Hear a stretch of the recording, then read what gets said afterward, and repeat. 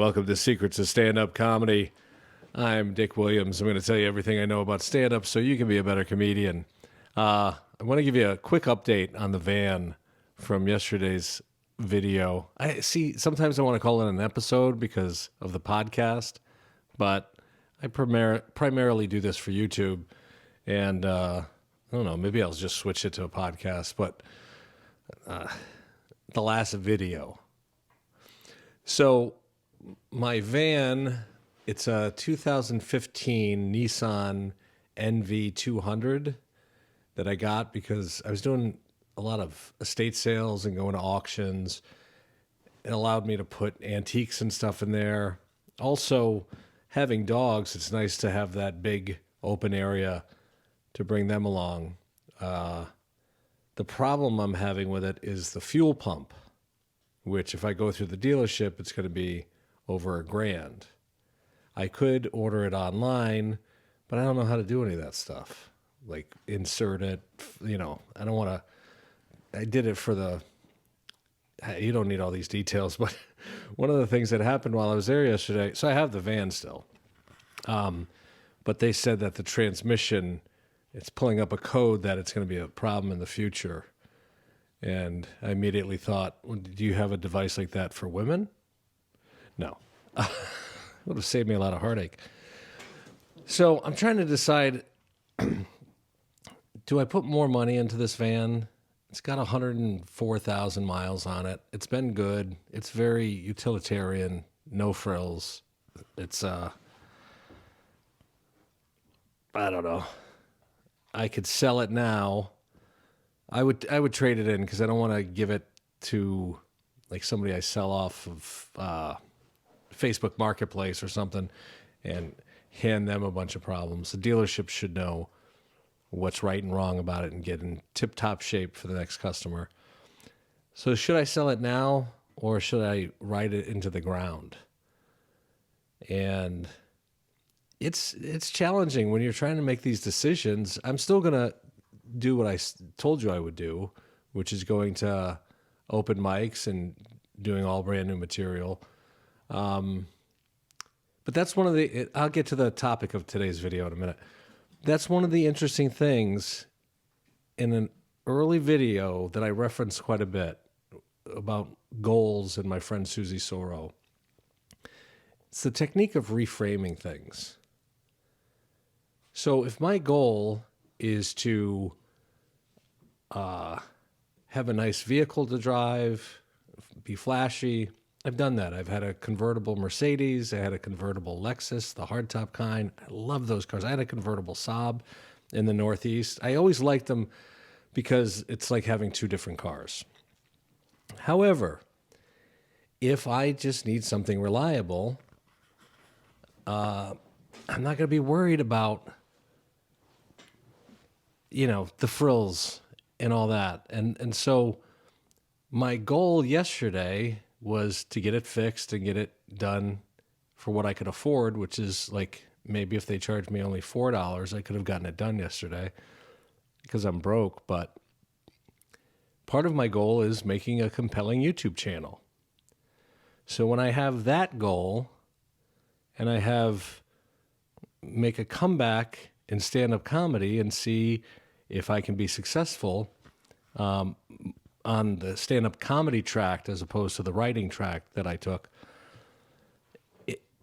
I look at the problems and obstacles I'm facing differently. I'm like, wow, this will be super interesting for some people to see if I can overcome this. Because I'll have to do it either way. I've had to do things like that my whole life, and it's not the end of the world, but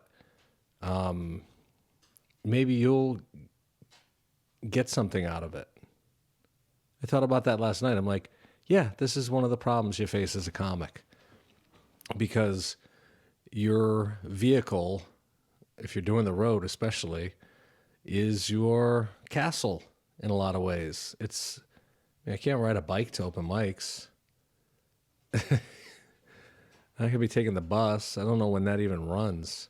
And it's in a different city. It's like, I don't know, 20 minutes, half an hour away. So it's not like I'm in New York City where There's public transit everywhere. So think about that again, reframing things. Look for the positive in something.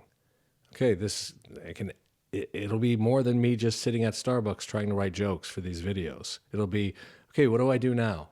I have this gig that I got booked at. What do I do? Do I ask somebody for a ride? Do I take an Uber? Do I risk it with the van? All right, enough about that. I should do that at the end of this episode. I normally do that. I talk about personal stuff more, but there's only one more episode after this. It's crazy. And today is my, when I'm filming this, my friend who I talk about quite a bit on here, Gavin, I can't say his full Christian name. That whole thing came about because I said his full name one time, and I told him, yeah, I mentioned you in the video. Anyways, he found out, and he's like, don't say my full Christian name on video. He's this recluse artist. Imagine like a Scottish Rasputin type. You'll probably never see what he looks like because he won't allow me to show him on here. But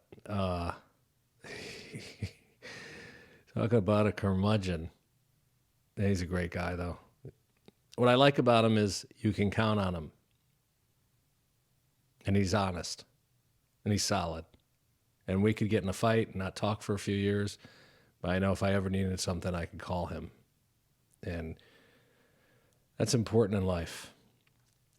All right. Finally, after 7 minutes into this, I'm going to tell you two of the big secrets that I always do. I got lazy with it with one of them for a while, but it's worth going through all that to get to these two things. It's going to help you so much when you perform.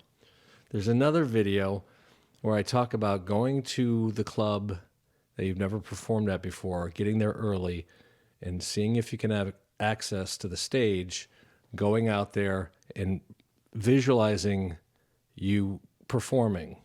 Visualize yourself performing and killing and working to this side of the crowd, this front, this side. See them in your mind's eye, all of that. On top of that, from the Tony Robbins tapes that I listened to really early on that gave me that big push to do it again after I would quit for 6 months at a time for about 3 years. In 96, I started listening to self-help and motivational tapes. There's something called Neurolinguistic Programming, NLP. And you'll have to look it up. I don't want to go into too much detail about it, but it's recreating states that you experience so that you can activate them at any time. So if I am in a state of excitement because I'm killing, and that state is very confident, see how I'm already moving my body up? I wasn't doing that intentionally when I first started saying confident. But this is the natural way. When I'm feeling confident, I'm up more. I'm more straight. I'm not down. And it's common sense, but you don't really think about it. So if I'm in that state of killing and confidence, what I do is I visualize or remember a time when I was absolutely killing on stage. I go back into that memory, and you can do this too. Go back to your best ever performance.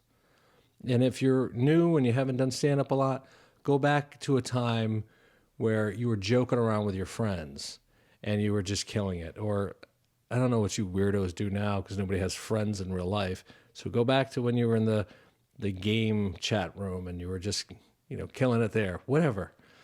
Go back and remember that and bring all the senses into it. How you physically felt, maybe what the smell was, what you saw, what you heard. Bring all of as much as you can into that, and then anchor it somewhere in your body. He calls it a power move. So you might want to just do that.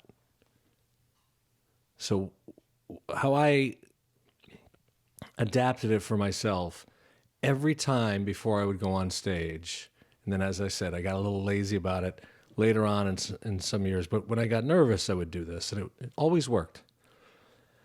I would find a mirror in the men's bathroom. I would look in it, and this is a ritual for me. I'd say, I love you. You're going to kill. And then I would literally kiss the mirror, and then I'd make a little silly, to make myself laugh. Then I'd make the sign of the cross, and I'd go like that really hard. And woo! It would get me so in the right frame of mind. So you can think of being in that state as being in the right frame of mind. That's why I had a comic one time. This is so funny. We were at Dr. Grin's in Michigan, Grand Rapids, Michigan. Al Romas. And he was the headliner. I was middling. And he came over to me before the show. We're like, I don't even think there was a green room. I'm just out in the hallway away from the audience. He looks at me and he starts laughing because I'm shadow boxing. He goes, look at all that shadow boxing for a guy who's going to stand there and talk. It was so funny to me because it does make sense. I'm there like this, and I'm just going to do this. And he was just busting my balls. But the flip side is getting yourself into that mental space. It's like when athletes listen to music before they go and play the Super Bowl or play a regular game, or boxers coming into music. Their walk-in music, whatever it's called, their entrance music. That stuff's important because the more you repeat it, the stronger it becomes. So by the time you've done it, 100 times, it's going to be so strong in your body to go, you're going to feel great. Like, see, I already feel great right now because I have the muscle memory from it. So that's one thing.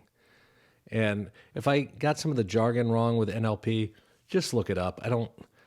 I was more into hypnosis and hypnotherapy than NLP, but NLP was derived from studying hypnotherapists like Milton Erickson. It's very interesting, and it's not mumbo jumbo stuff. It's just how our minds and our bodies work.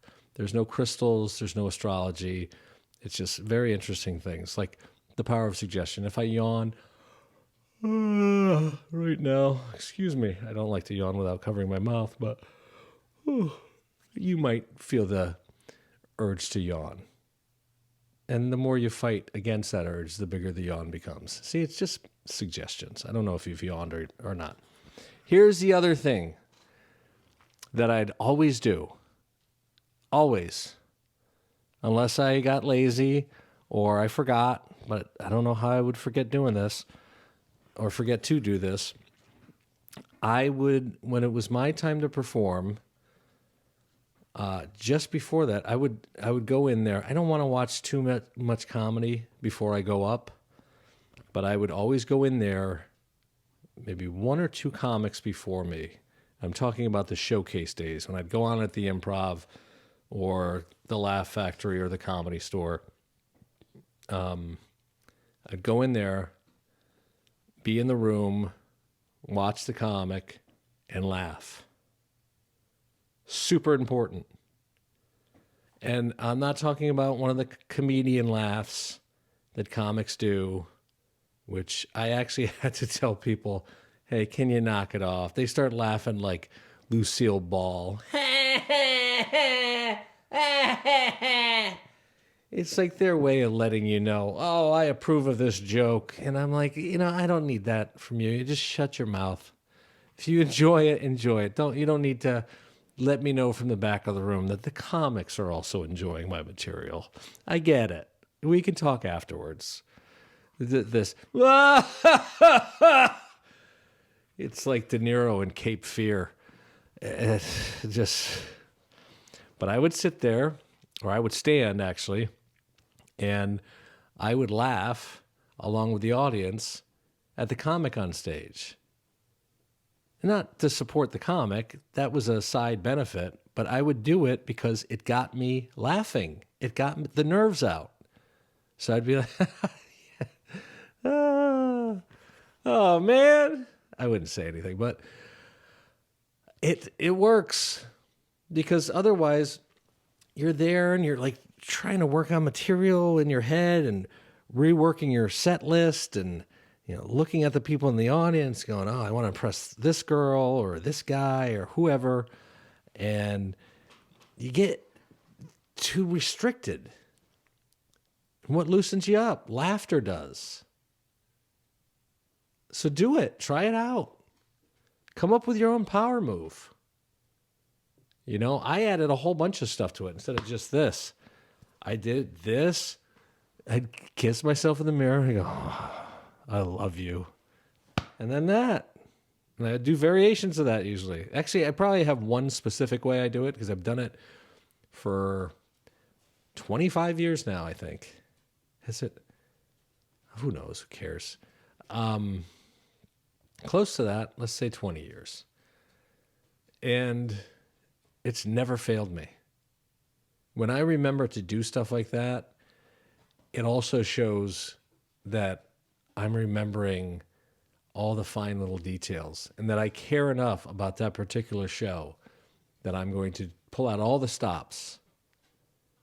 And that's what you need to do for every show now. It's what you always had to do. And I always like to clarify things. When I say pull out all the stops, I don't mean that like you're going out there and you have to,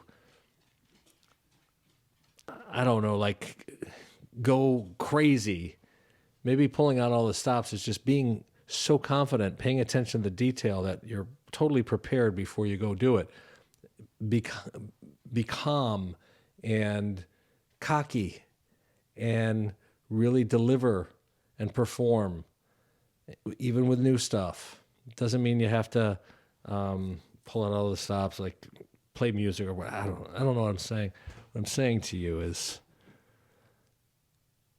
I've really enjoyed this whole process, and I'm going to see you on the other side of this. So tell me this in the comments.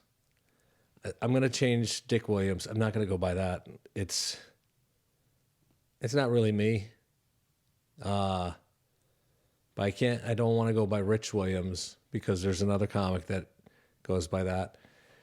So I'm thinking either, and I don't want to go by just Richard Williams because of Venus and Serena's father. I don't want to be confused with that. So I'm thinking either Richard F. Williams or Richard Francis Williams. Let me know in the comments. Francis isn't my middle name. I'm just thinking about going by it. No, I'm kidding. I like Richard Francis Williams only because when you put it on a flyer, it stacks nicely. Richard Francis Williams. I like Richard F. Williams because it's shorter. And it's kind of like F. Scott Fitzgerald, but scooted around. But I don't like either of them too much because I don't want to sound pretentious, but I am going to do a pretentious Orson Welles type of delivery. I'm going to try that out. I'm going to effectively do little hints and glimmers of things I've done in these videos. So let me know. See you tomorrow. My big birthday. 53 years old. I'm going to be... The girls at Starbucks today asked me, they said, how old are you going to be? And they're all like in their early 20s. I'm like 53, but it's an old 53. Don't be that old guy who's running from his age. Don't be like, oh, well, I'm going to be 53, but I feel young. Yeah, we all do. But lean further into the creepiness. I'm a really old 53. The things I've seen in my life make your skin crawl. Hopefully enough to get rid of all those tattoos of yours. Bye.